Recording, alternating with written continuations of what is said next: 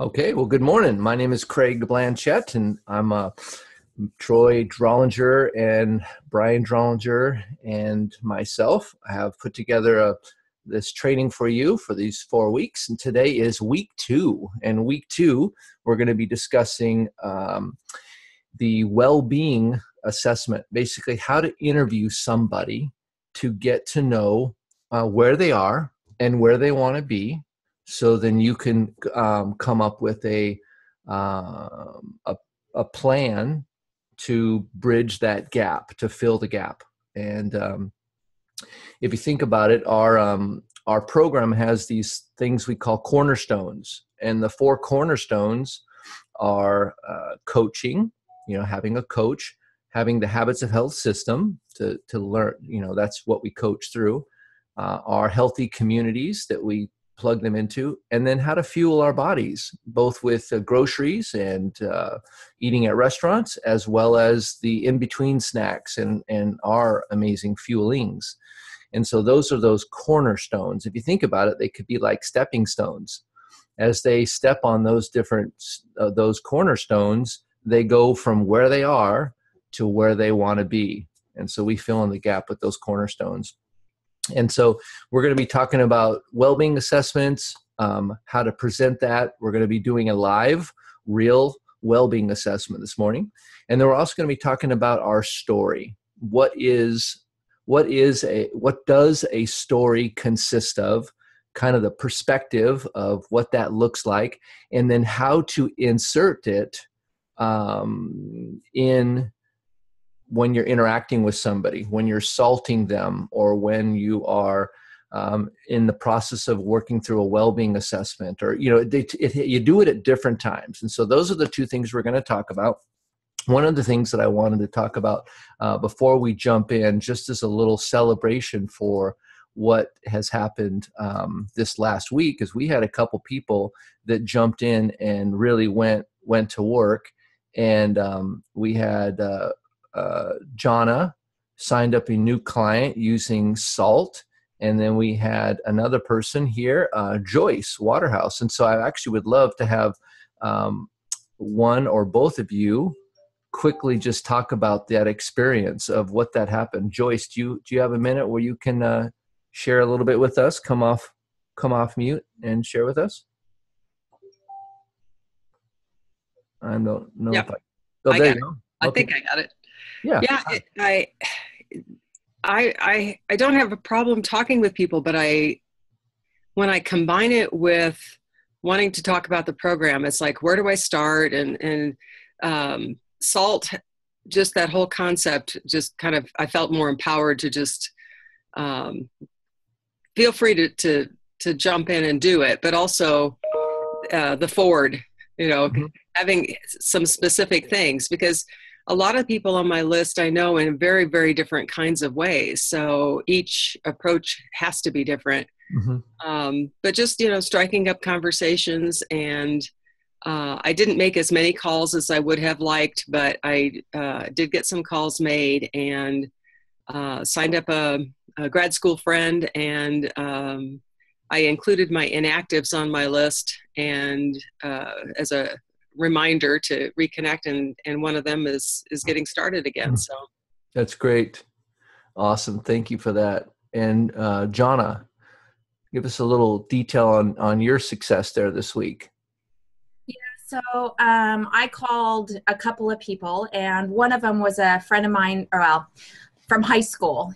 He actually contacted me because he seen my video that was online for the voting thing. Mm-hmm. And so it's your Blaze video, right? The Ignite video. Yeah. Ignite, yeah. Yeah. And so that started the conversation, but it was very helpful with the SALT because I could go step by step. Normally I want to talk all about my excitement, and so it stepped me back so I can listen to what he said and not what I wanted to regurgitate all back to him about the excitement that I had. And mm-hmm. So it was beautiful. It just kind of flowed very well. And at the end, he's just like, he mentioned something, or I had said something about wanting to do a a half marathon. And he says, you know what? I want to do that too. And I want to do it with you. And I'm like, cool. So it was just a neat little connection that we had as we went. So it was really exciting. Yeah. Thank you. Right. Thank you. Oh, great stuff, guys. And so if you didn't quite get to your homework, the homework was to get that master list, and then pick 5 people that you wanted to connect with, and then salt those 5 people, right? So start a conversation, ask some questions. Here's a question. Hey, what's new with you? I know that was like high level, but you can just copy what I said. You got this. And then listen. That's the L. Listen. Maybe ask a secondary question. And so we're going and then to post your list on our Facebook page. So that was the assignment. So if you haven't gotten to it, really, I just want to encourage you to take the time, make the time, carve the time, because people matter. And it's fun too, by the way. Once you start talking with people, it's a blast. So this week here, we're going over well-being assessments. We're going to get right into one. I want to give you just a couple of resources that you're going to get to. And so let me share my screen, and I'll show you basically how I got to these different resources. So these are on the, you guys all probably know about something called Simple Systems, right? So if you type in Simple Systems Coaches, you will get to this document here. And one of the things that I do is I can go up here under, which one is it? I usually just hit Apple F, which is the find mode. And so, or the Command F.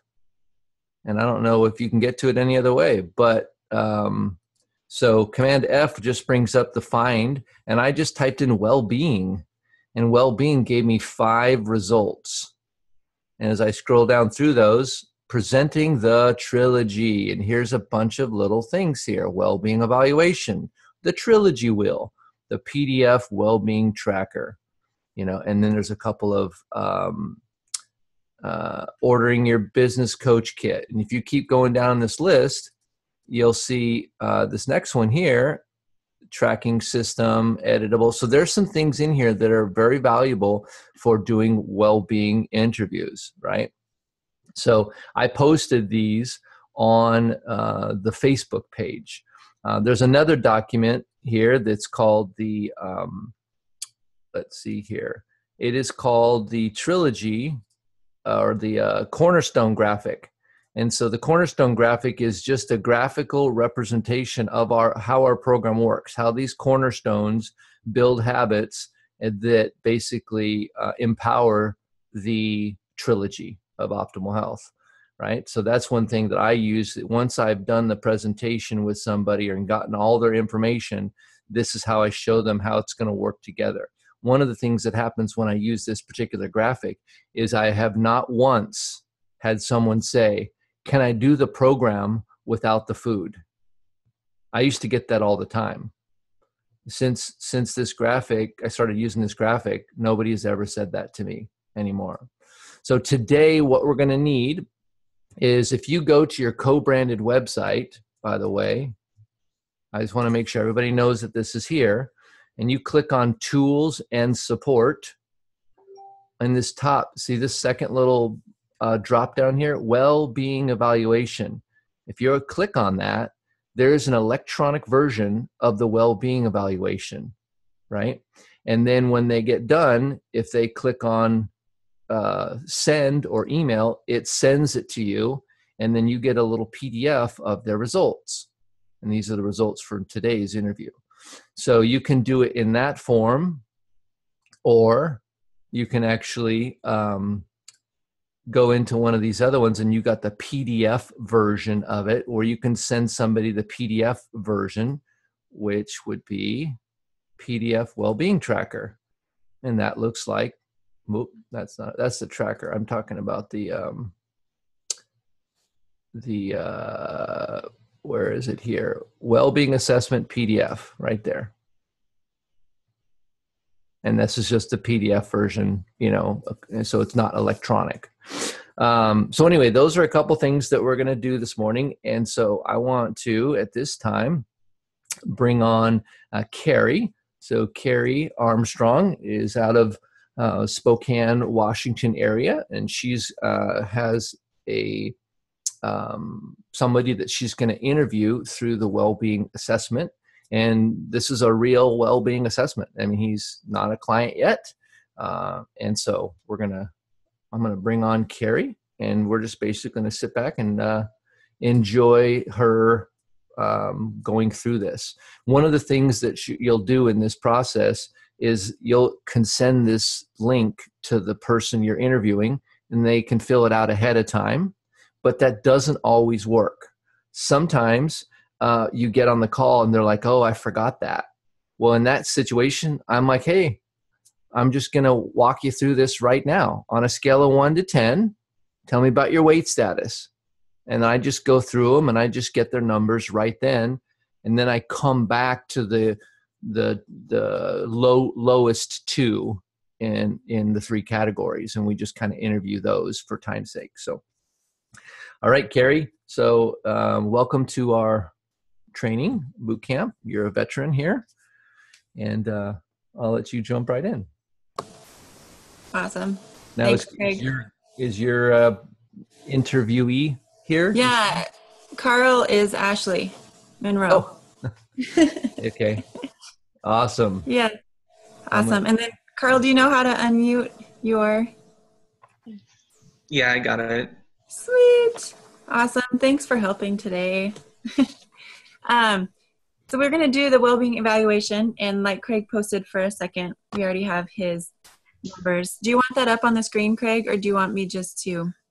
Well, I can spend a second just kind of showing people how he answered them or what it looked like. But let me just bring that up for just a second here, because I think there would be some value in that.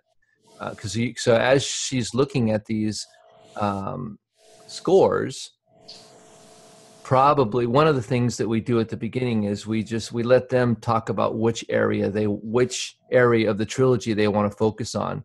And so as I would look at these, sleeping is a 2, relaxation's a 3, so a couple low scores there. But there's a 3 in community service and a 4 in hobbies and fun. So those are a couple of low ones there. And then community and abundance are 3. So he's got a couple low in each one. So normally what I would do is say, which one, first of all, what did you think about the assessment? Which one do you want to talk about first? And I think that's a pivotal piece to let them decide on what area they think is the most in need. So anyway, that's just a kind of an overview, and I'm going to turn it over to you and let you roll with it. Perfect. Awesome, Carl. So like Craig just said, when you were doing that Wellbeing Evaluation, one of our goals and focuses is to focus on your whole mind, body, finances, the whole picture. As you were doing your evaluation, was there a certain section that stood out to you? I think it was the first one with the sleeping part and like eating habits, and just I think focusing on starting with the body was more of where I was noticing more of the lower scores. Okay, awesome. Yeah, I did notice that your lowest score was at 2, like Craig said, on sleeping. Describe what your 2 looks like for you with the sleeping section. Just really poor sleeping habits, I guess, right now. Just when I'm finally getting to bed, just varying times, how late I'm up or how early I'm having to get up, or how little sleep time I'm getting at night. Mm-hmm. And it just makes me super tired throughout the day and really lethargic and hard to do things throughout the day. Right. So if that was to move up to an 8 or a 10, describe what that would look like to you. Just a lot more regular sleep pattern, being able to go to sleep at a time that would provide adequate sleep. So, getting 7 hours or better a night. And just really being able to just consistently go to bed at the same time and wake up at the same time and not feel just drained and wanting to sleep through the day. Yeah, definitely. So what does your sleep schedule look like right now? There really isn't one. It's just kind of most days I work 6 to 10 for where I work, and so I get home at 10 o'clock, and then it can be hard to get to sleep after working, winding down and everything. So there are nights where I can get to sleep, 11 o'clock or whatever, but it's typically 12, 1 o'clock that I'm finally falling asleep, and then I'm having to turn around and be up at 6:30, 7 o'clock with the kids in the morning. So when you say 6 to 10, not much sleep. Is that 6 p.m. 6 to at 10 night p.m.? to 10. Yeah. Okay. Thank you. Then, so with your relaxation, that was the next one, is you rate yourself at a 3. What does that look like for you? Just feeling, it might not be like an actual, but it feels like there's just not a lot of downtime. So it's hard to hit a level of relaxation when I'm feeling kind of pent up about having to solve like the sleeping and eating better, and so just trying to knock some of the things out that I feel like are a problem right now would help with that relaxation part. So I guess lowering everyday stressors. Yeah, definitely. So what does relaxation look like to you then? Just having a better peace of mind that things are going to go how they're supposed to. I guess not having to constantly think about the next thing, or worrying about sleep, or worrying about eating habits or eating healthier. Because right now I'm wanting to get in the program and start losing weight and get that under check, and I haven't really done that since high school. So, and over 10 years now that I haven't really had a healthy eating habits, or just not really even eating like healthy foods. So it's been a well-needed change. Yeah, awesome. So tell me more about your high school. You said that was the last time you remember being healthy, and sounds like being intentional with your decisions. And what did that look like then? I think like a lot of it I trace back to when I injured my knee, so I wasn't able to be as active after my knee injury. I was playing football, pick up a game at like recess, kind of a deal, and almost tore all the ligaments in my knee, and so was on crutches for several months following, and just got really lazy about being active and not caring what I was eating. So I kind of felt like it was more of like a depression slump kind of thing too at the time. Right. And how old were you when that? You said that was high school? Yeah, that was junior year, so I was 17 at the time. 16 or 17. Yeah. I appreciate you sharing that. Yeah. Kind of moving to the healthy mind part. You had a 3 for community service and a 4 for hobbies and fun. Can you tell me more about those, the community service? You had a 3. What do you describe that? I just feel like I'm not maybe giving back as much as I could be.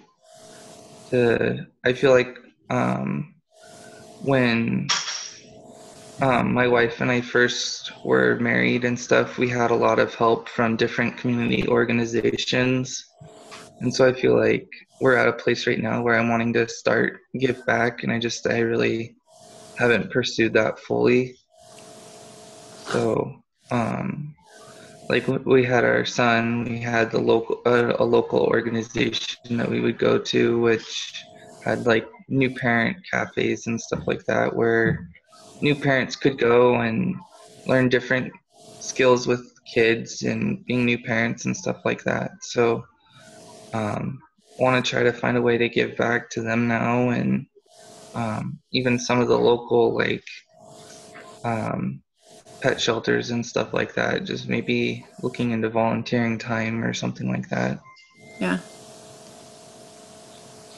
So with your community service, what would that look like if you were at a 10, like giving back, working at a pet shelter, giving back to other families in need? How much time do you think that would take for you to feel like that was at a 10? Honestly, I think it would just vary depending on like weekly availability. I know that might sound selfish in a way, but just maybe a couple hours every day or something like that, or even a financial commitment to like a monthly donation kind of a thing, or Yeah. to help fund their programming, because a lot of those programs I know are nonprofits. So That's awesome. doing something like that. Yeah, that's very awesome. So hobbies and fun. You gave yourself a 4. I know you have a couple kiddos. Yeah. What do you like to do for hobbies and fun for yourself? One of the big things I like to do is go out fishing. Going out and just sitting at the lake is just always, again, it goes back to the relaxation thing. It's always, I just find it's relaxing. It's kind of a detachment from all of the day-to-day kind of stuff that can get piled up. So I like going out to the lake and being out in the wilderness, where you can kind of just detach from reality and just get back to some roots. For your hobbies and fun to kind of recharge your battery, how often do you feel like that would be necessary? Like how much time? Right now I feel like it hardly happens. So I think even like going up by like 1 or 2 times even a month would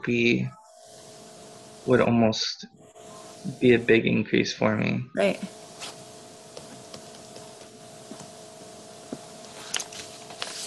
Okay. Last little section we'll focus on is the healthy finances. And your lowest score, they were both a 3 on abundance and community contribution. What can you tell me about your abundance being at a 3? Well, it might just be circumstantial, but right now my wife and I just purchased a home. So we're really working on making sure that all of our bills are paid and stuff like that. So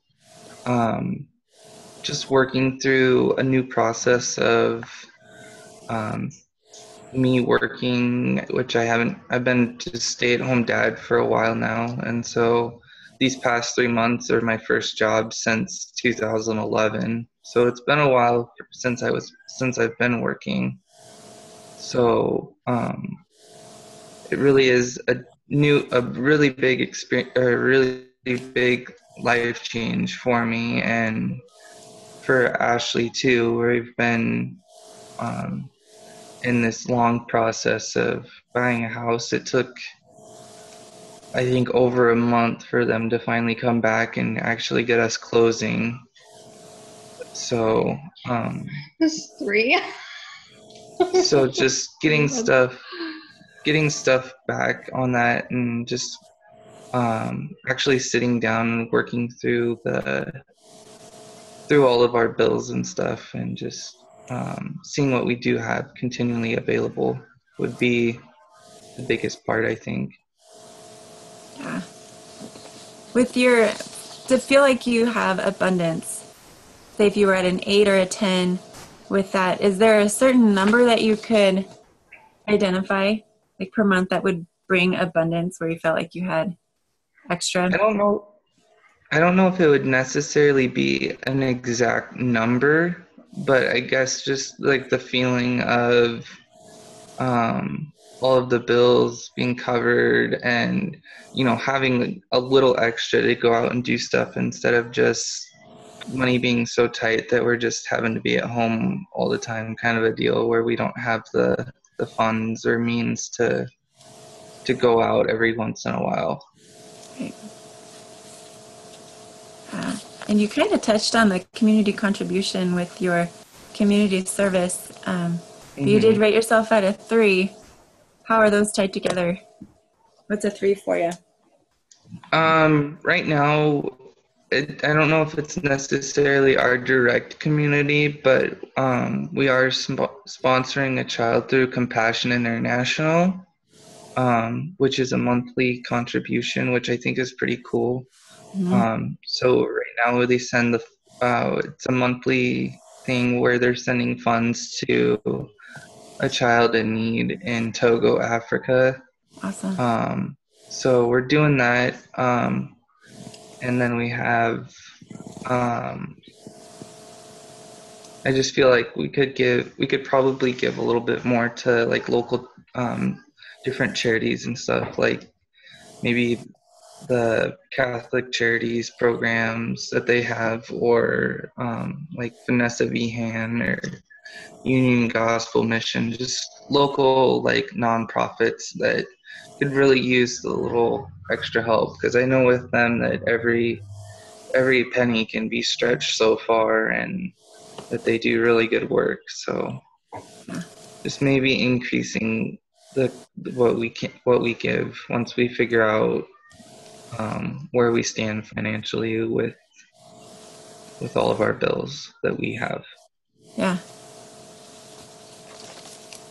Awesome. I'm going to kind of repeat back to you what I heard.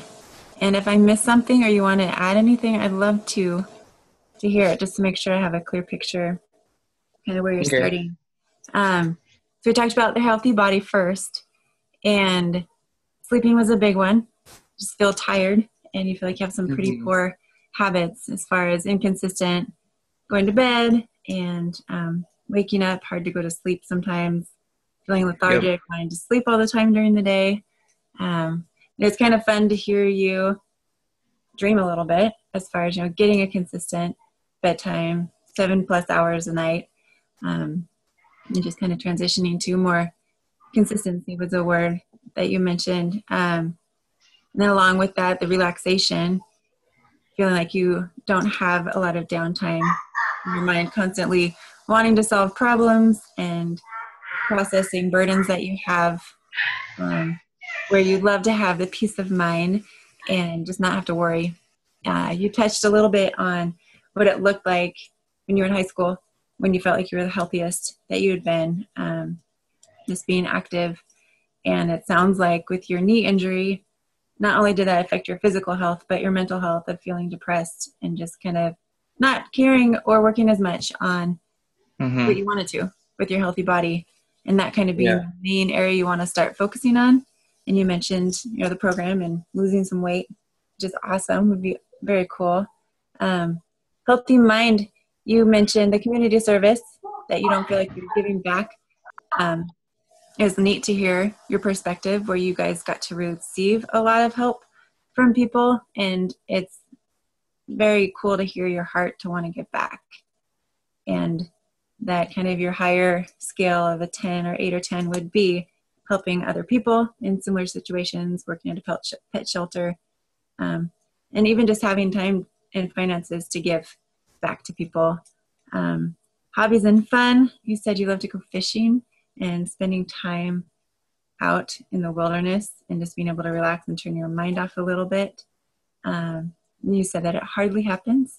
So that would be a fun goal to work on. And you said even a couple times a month of being intentional with getting out and giving yourself a break would be a big step up the scale, which was neat to hear. The healthy finances, you talked about abundance and just a lot of transition that you've had, both with you getting a new job in the last 3 months and then getting a new home.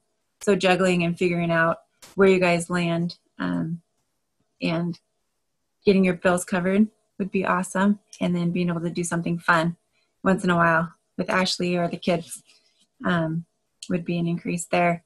Community contribution, again, you touched on that with the community service, but talked about your kiddo that you are sponsoring with Compassion International, and you would love to give more to charities, especially local, not-for-profits. So pretty, I like to hear your heart, definitely. And did that sound like I kind of got a good picture of where you're at?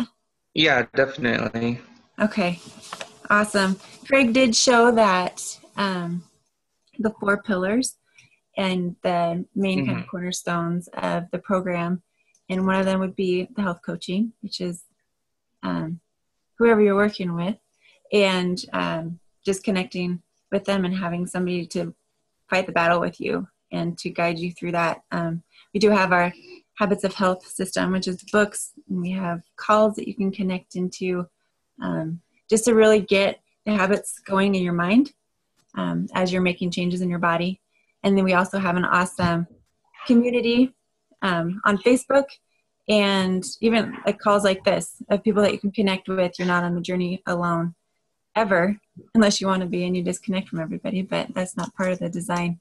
And then also the fuelings, which is a way that we fuel your body through the process and learn, like Craig mentioned, we have our fuelings, learning how to eat out and how to just make good decisions on a daily basis. And all of those support, like we just talked about, the healthy body, mind, finances, just the overall well-being. And based on where you're at now and looking at that visual and those pillars, how do you see those playing a role in reaching your goals and making changes?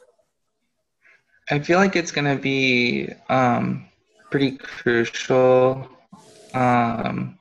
especially with like keeping on track with the eating right, and really having the backing of like not only like the coaches but like the community, because I know that my wife has gone through or is going through the program right now too, and she added me to one of the Facebook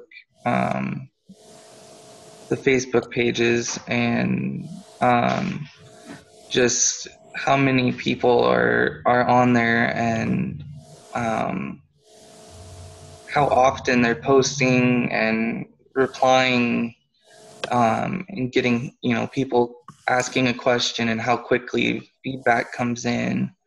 It can be just as simple as that. They have a recipe question and people are within minutes replying to them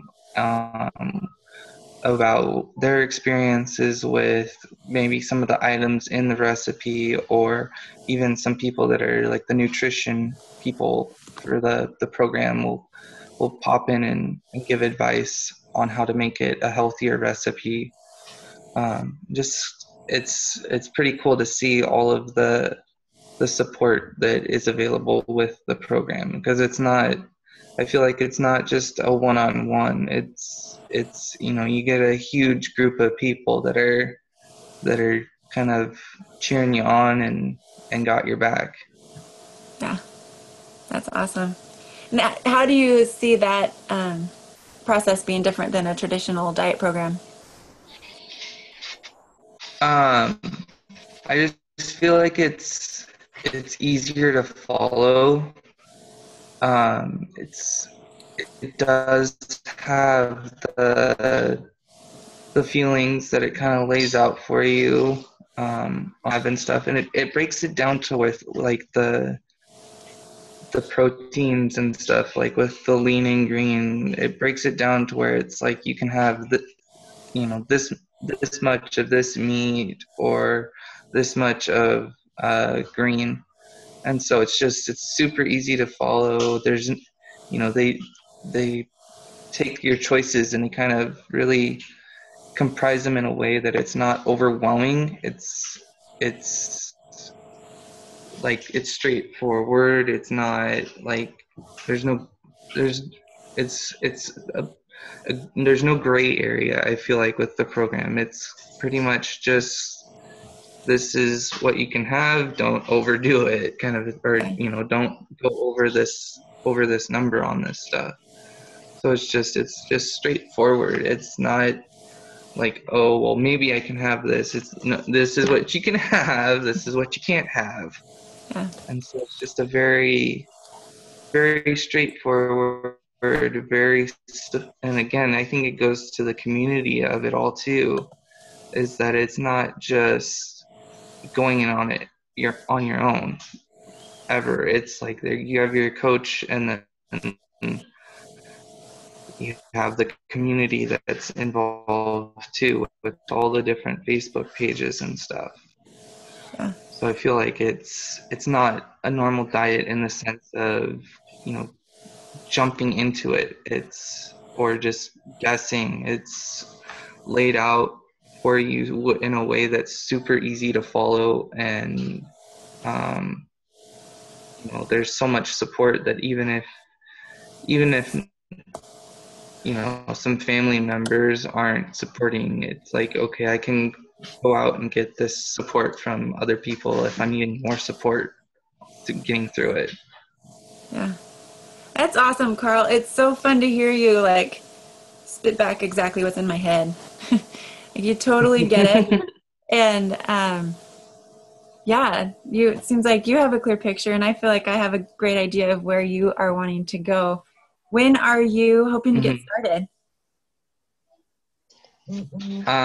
Well, I've been talking with my wife about ordering stuff, and it's probably going to be putting in my first order today at some point.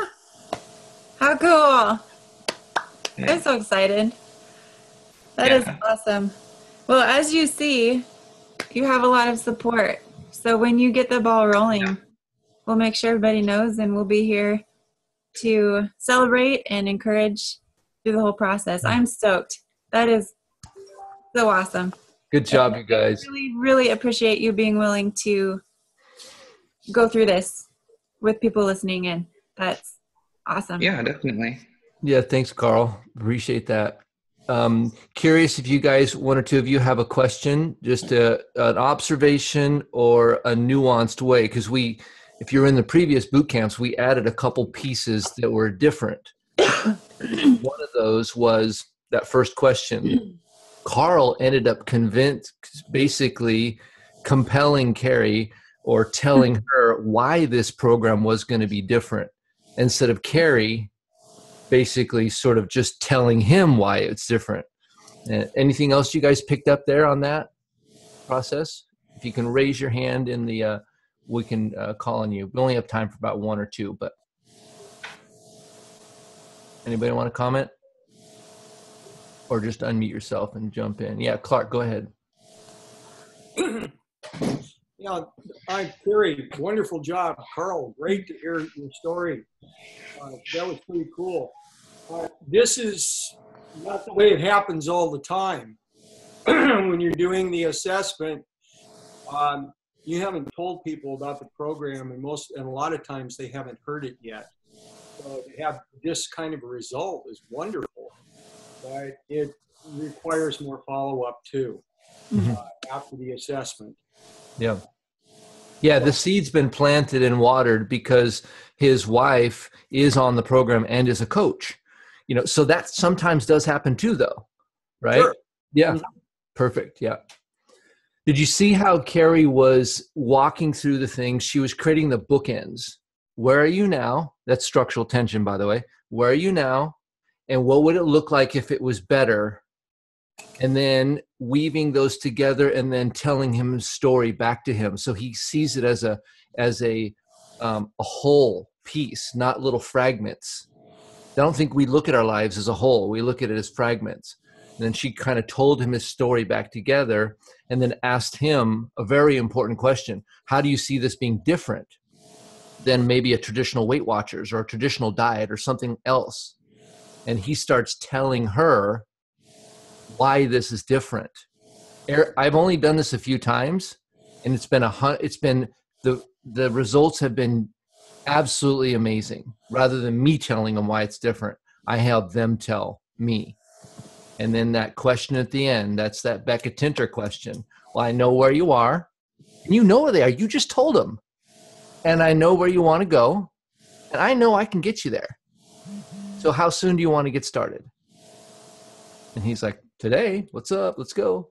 Right? And that happens. That does happen. So great job, you guys. Super, super, super job. And so this is the well-being assessment because we're a well-being company. We're not a diet company. So we get to know the whole person and we connect with them relationally. And I love the fact that Carl kept talking about the community, talked about it 2 or 3 times, right? And that is, he says, even if my family's not supportive, I know I get support from the community. I'm thinking, what's up, Carl? Yes. That's so good. So well done. Well done, you guys. All right. So we're going to move on to the next phase here, and we're going to bring on Alex McMillan, and he's going to talk about the nuances of our story, how our story is a tool to awaken and unlock somebody's desire to say, wait a minute, I'm not happy with where I am. I want something more. So welcome, Alex McMillan. Hey, thank you for having me on, Craig. Can you all hear me okay? Loud and clear. Excellent. All right. Well, I'm on a couple of devices. My computer is having some glitches, so I may end up sharing my screen. We'll see how that works between this camera that I'm using on my phone. You got to make it work. So I'll tell you, this is absolutely near and dear to my heart to be able to share this with you all because my story is an interesting story. So is yours. And that's one of the things I think a lot of new coaches don't think they have a story because maybe they haven't lost a lot of weight yet or they haven't had enough time. And they say, I'm trying to figure out my story. Well, you know, let me ask you guys this. This is important. This is a powerful shift that I made a long time ago. Just out of curiosity, I'm going to just go ahead and call on, see who this is, Leanne Page. Can you unmute just for a second and tell us what your, you can tell us your birthday. You don't have to tell us the year if you don't want to, but just the month and the day. You have to unmute, Leanne. I'll get her. You cut out a little bit on the question. Just clarify the question one more time. Yeah. I want Leanne to tell us the month and the day of her birthday. I don't need the year. November 7th, 1951. All right. Wow. Are you sure about that? Oh, yeah. Okay. You're pretty confident? Yeah, I don't remember it exactly, but I've heard that that's when it was. All right. Exactly. All right. And then just curious, what's your citizenship? I'm American.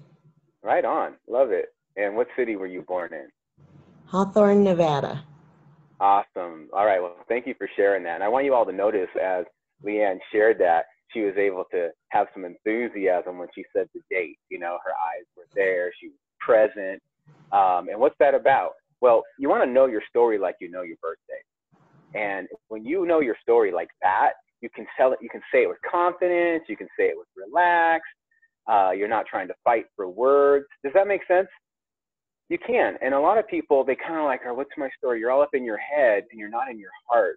You're not in the knowing place. And I want to help you all go to that knowing place where you actually can really serve and listen to another person.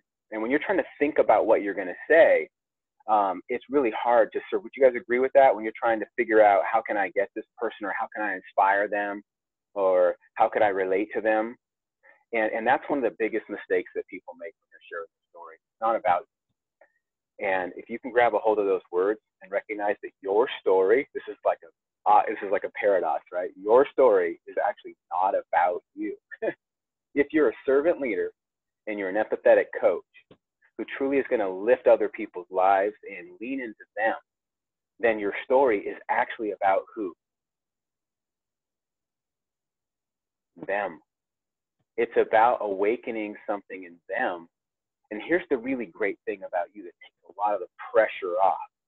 See, your story is yours. You already know it. You just kind of tap into that place where you can share it like you share something you know. And secondly, understand that you're not going to awaken anything in them that's not already in them. Does that make sense? You're not trying to give them anything they don't already have. The motivation to succeed was already in you. whoever it was that shared with you just tapped on that heartstring. Does that make sense? They said something, that you saw something, some change or transformation happened that tapped on a string in your heart or in your life that was already there. And that's beautiful. You're not trying to do something to anybody. And I want to just stop for a moment and everybody take a deep breath. Isn't that refreshing to know that you don't have to try and like give this person something or make them do something? It's not about that. We're going to talk about awakening intrinsic motivation. Notice it's not giving somebody motivation or I'm going to inspire you. We're going to tap into something that's already there, and that's awakening intrinsic motivation. Dr. A shared this a few years back at a convention, is AIM. It's really easy to remember. I love that. So you're going to aim people, right? That's as a servant leader. And you know what? In fact, you're going to just do your life. Be you. Talk about what you already know. And they are ultimately going to be the ones who awaken if they're ready and if the timing is right. Sometimes it's about follow up and follow through, like was mentioned earlier, and it doesn't happen all in one time. In fact, I know this to be true. The majority of coaches that I have in my business right now was a journey of a relationship before they joined me. And it was little pepperings and seasonings and cultivating. And then the crop and the harvest came over time.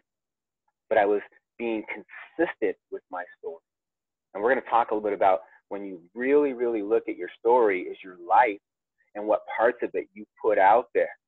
And ultimately how there's a lot of people who are wanting to look, feel, and live some of those things because that's already in them to live. It's a matter of knowing how to ask the right questions to bring that to the surface.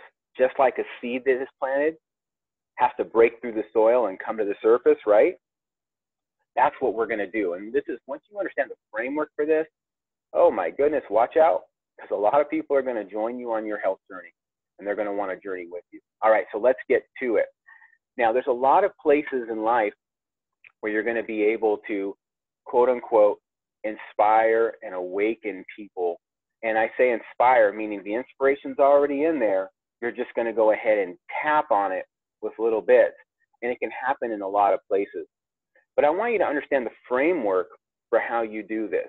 Now, because I said right in the beginning that your story is not about you, it's about them, you have to be at a place where you're actually looking, paying attention to others.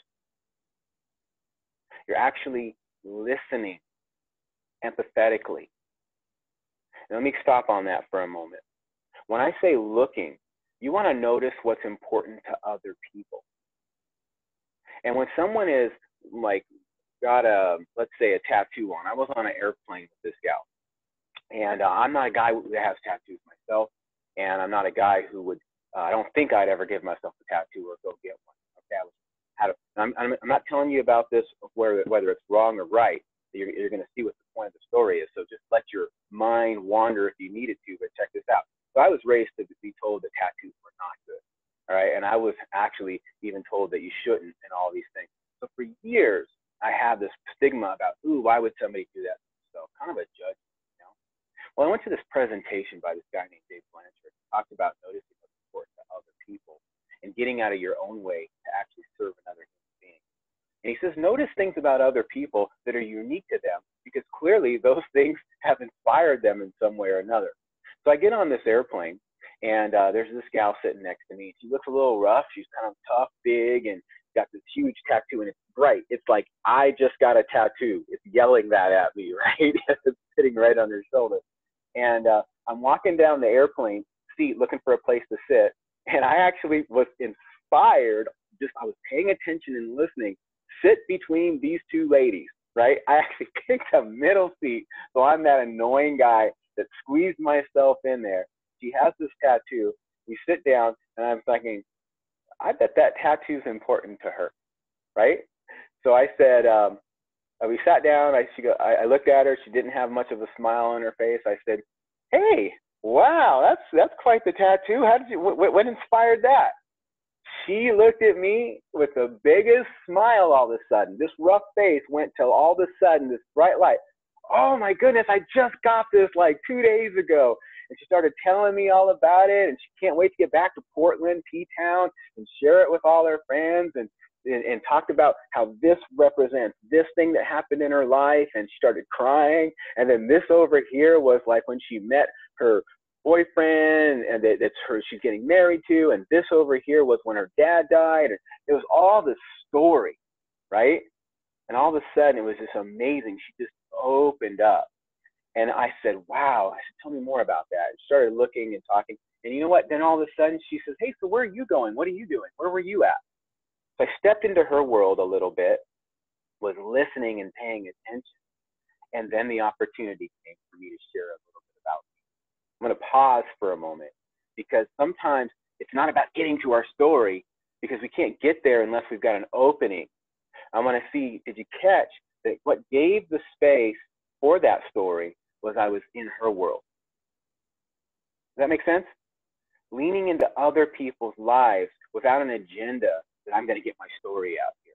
Now, don't get me wrong, I can't lie. Okay, I could lie, but I'm not going to. I saw that she was struggling with her weight a little bit. I saw that there was a woman who could potentially use some help in her life, right? And when I sat down, but I was open to where this would go. So when she asked me what it was that I did, what I didn't do was verbally vomit all over her with my story. Anybody ever did that before? Where you're just talking? All right. So what I did was something very powerful. And I had also learned this from some amazing coaches, not just from recently, but I've learned this a long time ago. Someone told me, if you're really going to be a servant leader, you got to love people. And I'm talking about, I thought she was a cool person. I'm not talking about, we relate. I'm not talking about she made me feel good. I'm talking about the fact she's a being. There's an infinite intrinsic worth in this person sitting next to me that is worthy of love and compassion, right? And it's the same thing when my child, my son, is not acting right and doing all kinds of things. I could get in the anger of what's happening, or I can look for the deeper need, right? So that kind of love. Some people call it agape. So I remember thinking, I love you to this person. It's this intrinsic place. Whether you choose to do that or not, or you just choose to say, you know what, I want to be aware of the need. That's another way of saying this. I want to be aware of the real need. The second thing I did was I listened to understand her, not to get my agenda out. And I was in a place of learning. So love, listen, learn. If you bring that to the conversations that you're in, you'll be in a much better place. Because here's what happened. My body language was screaming in a positive, nice way, I love you. My mirror neurons, everything I was putting out was saying, I'm listening to you. You matter. And you know what? People aren't just listening to what you say. See, this is more about how you show up, because so much of communication is your body position. Would you guys agree to that? 55% according to neuroscientists and behavioral specialists. 55% of what you're saying is your body language. Guess what? 38% of what you say is actually your tone and the intensity of your speech, the cadence, the pace. And 7%, and if I have those numbers slightly off, they're real close to those numbers. 7% is your actual words. Wow. Oh my goodness. Now, if you've got different studies, don't get all up in your head and be like, well, I heard it was this, but you know it's about those ratios, okay? Some of us get lost in the weeds. And it's about listening to the intention. So all of a sudden, she's lit up, and she says, so where are you going? What are you doing? Her walls of resistance have come down. This woman who had her arms crossed was like this. She's ready to collaborate. She's ready to talk. And guess what? She's actually going to hear what I have to say now, as opposed to all my words bouncing off of her wall. If we just ended this meeting right here, right now, and this was it, you will have such a much more amazing time if you applied what we just talked about. Even if, because remember the words are how much? 7%. It's not so much what you say. It's, are you in there? Are you present? People aren't used to people showing up truly present. They're used to people showing up with an agenda, trying to get something or trying to move on to get to their story. So when she asked me where I was going and what I was doing, I said, oh my goodness, I had a most amazing time. I was helping some friends here in the Louisiana area, and it was just, my wife and I, we used to be about 90 pounds overweight, and we really struggled with our health. And somebody kind of leaned in our life, gave us support, showed us how to get healthy as a lifestyle, and now I help other people do that too. She was just like, really? Tell me more about that. And then at that point in time, I said, well, tell me what's going on with you. I mean, why are you interested? And she said, well, because look at this. And she pointed at herself. This isn't how I always used to be. And she started telling me. I said, well, tell me, how does that, how did that happen? And she told me. I said, oh my goodness, thank you for sharing that. And why is that? And she shared more. And I said, oh my goodness, Marcy, would you like to be able to make that shift back to that place you talked about getting to? She says, absolutely. All right, pause. How much of my story did I actually share, by the way, so far? Not a whole lot. How much talking did I do? I'm telling you, I probably said a 15-second bit. But some people think they need to say, well, here's what happened. And then I was this, and I felt this way, and I felt blah, blah, blah, blah, blah, blah, blah, blah, blah, blah. And then this coach came into my life, and then all of a sudden, they did this, and I got on this program, and it was amazing. Oh, my goodness, I lost 55 pounds. My wife lost like 35 to 40 pounds. And, oh, my goodness, now we're health coaches, and we can do that too. Are you interested? You know, and it kind of goes something, or it sounds like that. But the key really to this is listening with love and sharing just enough to get into their world and making it about them. I knew at that moment when I had shared that, I watched her face because I was paying attention to it. When I said, yeah, my wife and I really struggled. So here's the first part of it. Go to the old world, the pain. And you just say it with emotion and the intent. You know it. I went back to that empathetic place where that place of feeling, where I remember how this sucked. I hated that. I didn't have to say all those words. I just showed it with my face and my emotions. And if you don't have your face because you're on the phone, you just show it with your tone. I said, my wife and I really struggled. We lost 90 pounds, struggled with our health for years, you know? And we met someone who kind of leaned into our life. I didn't have to say I had a health coach who gave me a program.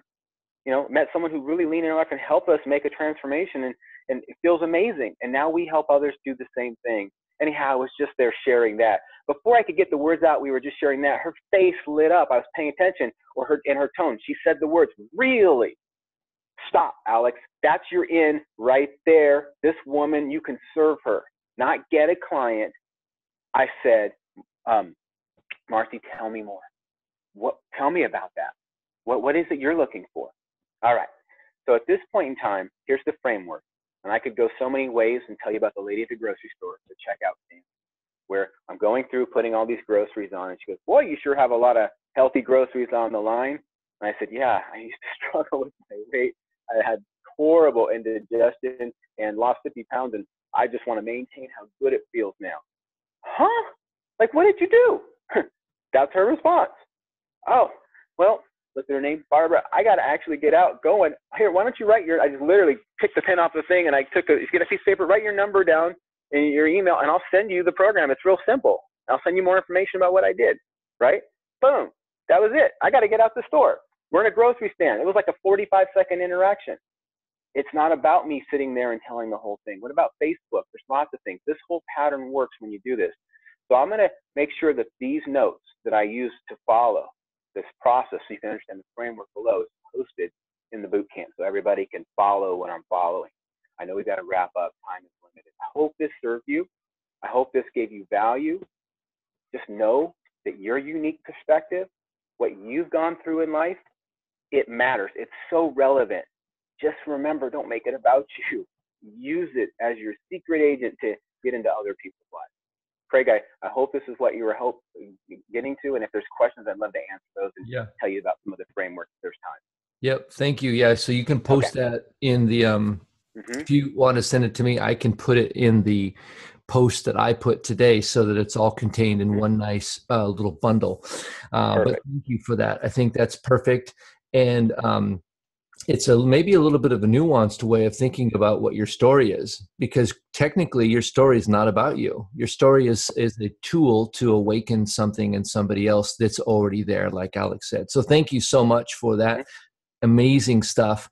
And our stories are going to be upgraded as we learn and we process this particular idea or way of thinking about it. So now we're going to jump into homework. Right? What is the homework assignment, whatever you want to call it? But what we're going to practice doing well-being assessments on Tuesday.